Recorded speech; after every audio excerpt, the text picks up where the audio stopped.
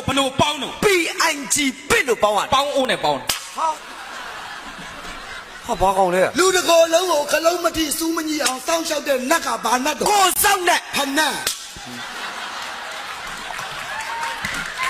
မြန်မာနိုင်ငံမှာရှိစရာအကောင်းဆုံးစာဘာစာလဲ မြန်မာနိုင်ငံမှာရှိစရာအကောင်းဆုံးစာက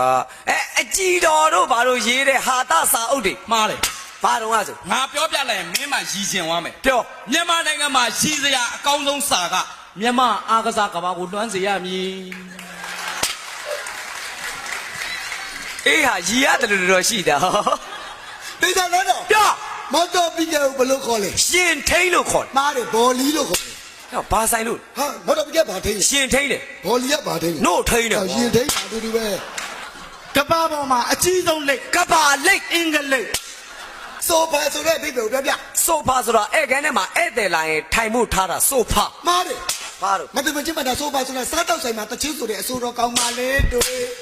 ဒါဘာဆိုင်လို့ သူတို့ကအစာပိုင်းမှာဆိုတယ်နောက်ပိုင်းမှာဆိုဖာ ဟာ